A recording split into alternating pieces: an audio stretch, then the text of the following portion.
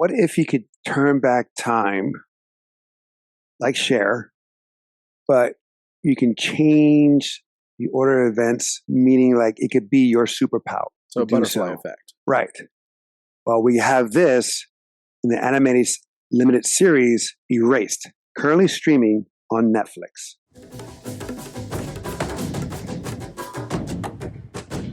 Welcome back to A Tales of Two Bros. I am Angel.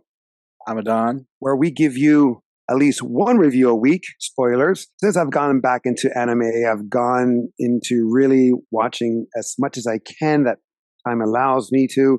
I know you've probably seen way more than I can catch up to. True. But I saw this series on Netflix. It looks like it's just one and done in the meaning of series. It's just one season. There's not a, to my knowledge, there is not another season. And to my knowledge, they're not doing another season after this. I believe it's like, because it was a manga before it was right. an anime. And I believe it was all like to get to the whole end point of what they did in the show. Plus, they never left a cliffhanger, if I remember correctly. The way it ended, it was like a done deal. It made sense. Yeah, it made sense. Unless something happens, or unless it happens in the sense of another character altogether. Honestly, that's one of the reasons I fell into like anime and manga, is because like when they decide to cut it off, they cut it off. They're like not like mom watching what's it? Not Days of Our Lives. Like I like soap opera that goes on until like beyond for generations. No, they have like, we have a start, a middle, and an end to a lot of these stories that we'll watch. Some of them, not a lot more nowadays, will have multiple seasons, but usually there's a finite end. But to bring it back home, this one came out in 2016. It's been out for a hot minute, and then it got pulled in, which always cracks me up when I see a Netflix original. No. Right.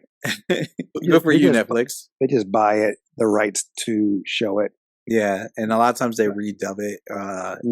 Sometimes when they don't redub it and they use the original dub, a lot of times it's better.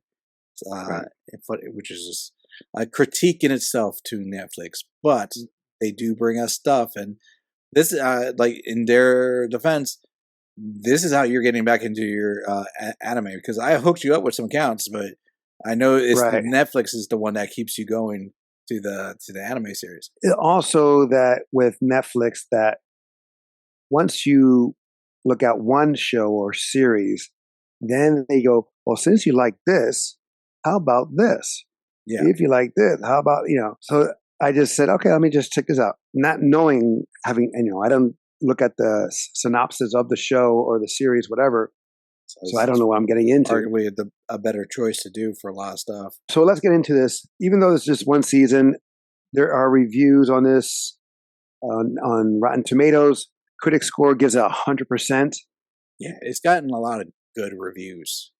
Yeah, but it's only 5 reviews on the critics, where you have like 106 as of now. Audience score is 94%. It is good. I mean, that's pretty high, especially for a season one and done or a limited series show. The premise is real quick, and please jump in if I just recently saw this. When was the last time you saw this, or did you recap because you knew I was going to see it? No, I didn't recap, but when I watched it, I was heavily into it when I watched it, so I'm like, I vividly remember a lot of this stuff, highlights for it. Well, to make it short, this kid has a power to travel back in time within his own body, but to a specific time frame, and is where all these murders happened with his school friends. It's like you said, like a butterfly effect, because something happens later. Because when we first see him, he's with his mom. Everything is hunky-dory. He's walking. He has a good relationship. And almost like she has not the power, or maybe has the similar power, but she knows he has it. No, there's like a deja vu. It's like a deja vu, and she's like, "Oh yeah, what? This is," or he'll recount. And it's like, "Oh yeah, wait a minute, we just did this." Then we cut in real quick, and we see that his mother gets killed. That's where I guess where things started, where he goes back in time, because long story short, the person who killed his mother is also the person he's trying to find out in his past who that killer is. When he comes back to his reality, his present time, he's disabled. He's crippled. Or is he crippled? No, he's in a coma, so his body has not caught up with him yet. He was in a coma for several years. So his body is still trying to get stronger and rehabilitate. If I remember correctly, didn't he ended up being in a coma because of the events in his past? Well, the events that he started to change. Exactly. Okay, you're pretty on point for the description, and this is why I referenced Butterfly Effect. So, Butterfly Effect is an older film with Ashton Kutcher. People, if you haven't seen it, you can check it out. It's not just a movie, but also it's a concept, a theory. Yes, exactly. But in that movie, it's the same thing. He goes back in time in his own body. So in his moments of childhood, he can change the past. I'm gonna make one revision to what you're saying. So he specifies in the very first episode that he can go back, but it's like a very short amount of time, like 10 minutes or like a couple seconds or something like that. And then when he tries to push back to try and undo this, he goes so far back, he's a child, but he can't go back to his normal time and existence. And he has no control. He has no control of that, but he stays with it. And then that leads into eventually going into a coma state and then him waking up in the future, and you pick up from there. It's mainly focusing of his childhood and the events there. There's very little reference to his adulthood, but you see that he's like thinking. You hear the narration, like he's like, "Wait a minute, this didn't happen before. Wait a minute, hold up, who's this? Like, where is she? Where is he? Things of that nature." He's a mind of an adult in a child's body. Correct. It kind of reminded me also of that show, Limited Show as well. Unless they do another season, I'm not sure. But as of so far, Lukeism. I don't know if you see that one. Oh, you don't know? You don't know that one? Lukeism. Lukeism. Lookism. Oh, I've heard of that. I have not got around to seeing that one yet. Yeah. Well, it's similar in a way that there's one guy is bullied in this one school in one district, whatever area, his neighborhood, and he goes pretty all of a sudden. Well, no, it's not that he gets pretty, but the thing is, like, he changes schools, right? And new area, thinking, wow, new life, I can change, I can really be me. But then he finds out he'll still get bullied, and he got bullied, and by the pretty guys, the jocks, the cheerleaders, whatever, the captains, all that stuff. Then somehow, like, he's like wishing upon a star, like Pinocchio, that another body forms, a pretty version of him, a jock who can sing, he can dance, he can act, he can do all the sports. Total contrast of his original self. But one mind, two bodies. So when one body goes to sleep, the other body wakes up. Okay. It's like, night shift and day shift, like work hours, things of that nature. So his mind is always going, but the body's change, right? But he's experiencing both spectrums. Kind of like, those rom-coms or whatever comedies where, they switch bodies, but it's just one person instead of two people. So I saw the similarity in this in a way where he can experience both of his adult and then take that mindset, that adult mindset, and put it back into his younger self and still experience and still be aware. Now, I would say it's a little predictable. In some areas, For me, it was, because I knew who the killer was. You already had an idea. At what stage did you know? When the killer, who was the teacher, his school teacher, that he kept asking questions about certain people or his friends, like that. Like, he was like really digging in. I was like, wait, why is he being so like personal in that stuff? It was just, to me, it was just a little bit too. Wait, you're talking about in the car? No, in the office. Oh yeah. I know. Yeah. Now, granted, like, it threw me off when the scene with the candies coming out of the glove compartment. I mean, that's another. That was a good moment though, in the car, like with the candies and then and drugging the candies and stuff like that. Right, and then he played it off like, I just need something because I don't smoke anymore, and so that's just what I do in place of my smoking habits or my nicotine addiction. I was like, all right, I was like, oh. Maybe not then. But I was like, wait a minute, but he's asking, like, it was like these, like a question you ask someone just borderline personal, like infringing a little bit. Now, when he does reveal himself to him in the car, That's what I'm talking about. that was a little scary, especially when the hero realizes it, and you just see his head turn very slowly. Mm-hmm. Oh shit! It is him. Because you gotta And remember so- that, like for everybody listening, like our hero is a child, not a teenager, a child, child. right. And this entire time, he's been trying to track a child abductor, killer, and so forth like that. And it's the one closest to him. That's a Right. tense moment. Right. And even like even if that was like an adult character, that turns into a tense moment in a lot of storylines. And I think they did a really good job, even though like there was predictable parts, and I'm not disagreeing with you on that. I think they did a real good job of that in the story. I'm sure the manga was even more detailed. I mean, it was good to see also the killer or the villain.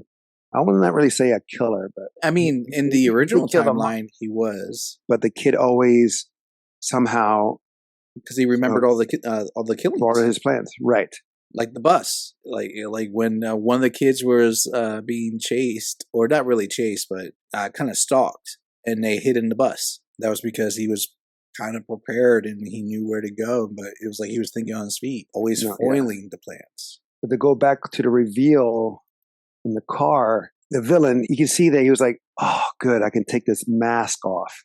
Yeah. This fake persona, now I can be me. So his whole personality changed, and you see him like now allowing himself to be himself, which was very eerie. I want to say scary. I mean, you feel scared for the character, right? But the way he handled the kid is very James Bond villain-esque. Oh yeah, even when the police were around. Like Go ahead. Go ahead. No, go ahead. I was going to say he's very. You first. No, I'm just saying, like, he puts the kid in the car and make it look like an accident, what have you, to go into the water and drown. But the thing is, he walks away. He doesn't stay.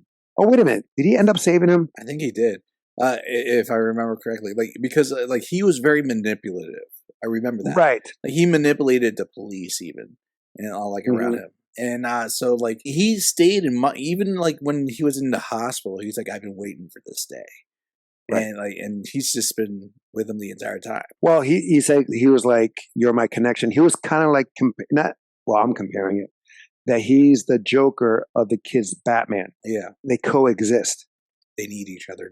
They're of the same coin, just different sides. That kind of mentality. But the thing is, he needed the kid more than the kid needed him, though.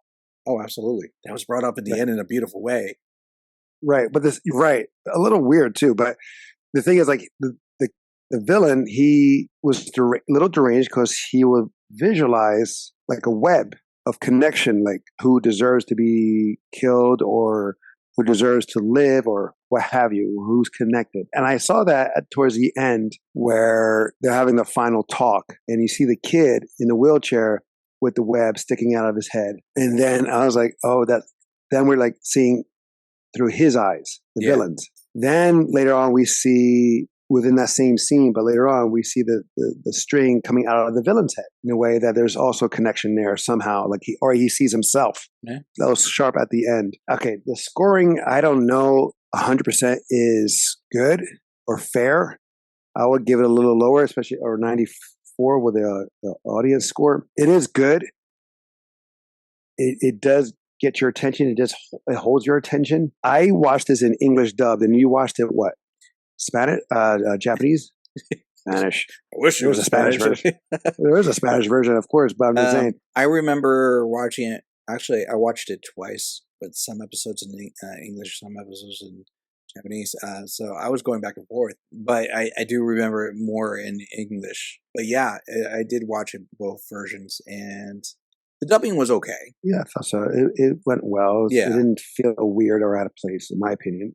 And yeah, for that one, it didn't feel, out of sorts. Oh, what I do remember, and this is slightly off topic, apparently the story was so popular that they did a live action version. Dubbing was horrible in that in comparison. Never fits. And I couldn't, for some reason, I couldn't get through a first episode. So I'm noticing that a lot now when I go on Google to do a little research instead of reviews and stuff like that, I'll see an animated version, and then I'll see a live action version of that same show. We saw that with the Household Husband. There's a live action version. Here, there's a live action version. I mean, there's a bunch of them out there, like right, especially Death Note. Netflix, notorious for having them. There's Death Note, like you mentioned. There's Samurai X. There's three of those movies. There's The Full Metal Alchemist. Yes. They're going to do a One Piece, which I'm cringing on that already. It's a Great Teacher Onizuka. Actually, I did like that one though. That's a low key classic favorite. There's a bunch of them out there. Honestly, not many of them hit the point of like being really that good. My favorite adaptation to a live action, Battle Angel Alita. You're talking about the movie? Yeah, the live action. Like I'm just saying, live action in general. No, because they did a one with Jessica Alba, produced by James Cameron. That was a show called Battle Angel. Then you have the movie Alita. Oh wait, no, but that wasn't based on the manga. Are you thinking like Dark Angel? You sure that's not? Yeah, based off Battle Angel. I'm very sure that was all genetic modification, not cybernetics, and that was what's his name from Supernatural. Jensen Ankles. He's in that one? Okay, yeah. I don't know. Well, I thought that was the same because he was, for a while, James Cameron has a hard-on for the word angel in his thing, like Battle Angel and like those. I mean, I love the anime, and the movie is really good. Yeah. Considering it's by Robert Rodriguez, who's gone, he did Boba Fett. Yeah. So. But that was, anyway, it was backed by James Cameron and and Robert Rodriguez. That's what I'm saying. Like he has that. There's that connection there. True. I'm thinking Dark Angel is loosely based off of Battle Angel. It might be like a classic fanship. Like he's like, I can't. We don't. The technology's not there yet. We're gonna change the story.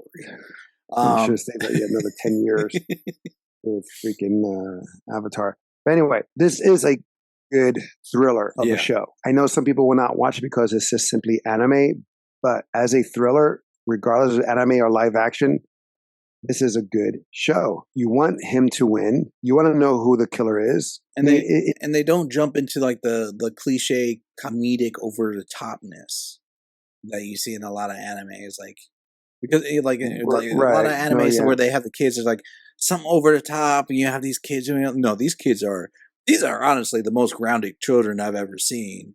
It was in any format. Like they're like elementary kids and they're like plotting to find the killer in the most sound method possible. Yeah, but they also address not just that, because they're addressing some serious topics. Yeah, child abuse, pedophilia, child abduction, human trafficking. So it's like different things that's hitting a certain market or a certain demographic. The one with the girl who's getting beaten. Domestic violence, by her mother and stepfather. It was like, that's heartbreaking. And then to see her later, like he finds her in the shed, and then the mother plays it off like a lot of parents do, or people who are abusers. They just play it off as if like nothing is really serious, or that the kid fell. Like the gaslighting and or mind your own business. This is not tied to you or anything. That for me was, touching. You and I know some family members that went through that. Yeah. And so it was just a little close to home. It is worth the watch. Well, it says I know it's on Netflix, but it also says it's on Hulu. It probably would be. Right. Don't remember if it's on Crunchyroll or not. It is on Crunchyroll. I just double checked. So there's 3 sources right there off the bat. Like I give it more like a 90. What about you? I think that's a fair score. 90, 91. I mean, it's unique in its own category. Like most anime that we watch are like those, action-filled junkie comedy jump in story comes in and goes. This is heavily story-driven, and you kind of have to be the mood to watch this. When you're in, you're in. But yeah, I do think a solid 90, 91 is a solid score. 94, I'm not gonna say that's a bad score either, but a little bit lower, it's okay because what, 6 years old now, 7 years old. I definitely recommend this. Like we said before, this is story driven. It's not silly at any moment. In my opinion, I don't think it was silly. No. It wasn't overly violent like other animes we've seen. Let me put it this way for those people listening. So if you're an anime fan and you probably are familiar with this, there's a show called Tokyo Revengers. So it's almost the same concept where this guy goes back in time in his own mind and recreates his youth, but he's trying to like stop the murder of a particular individual by changing the events of the past. Difference is A, there's a whole lot more action. B, it's like there is a lot more comedy in this sense. Where so you take that, filter that out, condense your episodes, and you have a clean 12-episode series of Who Did It thriller. All right, guys, that is our series review of Erase, currently streaming on Netflix, Hulu, and Crunchyroll. If you have a series for us to review, please email us at talesofthebros@gmail.com. Until next time, we'll be the next time. I'm Angel. I'm Adan. Love you, bro. Love you, bro. You can say I love you too, bro. Love you too. That's too late.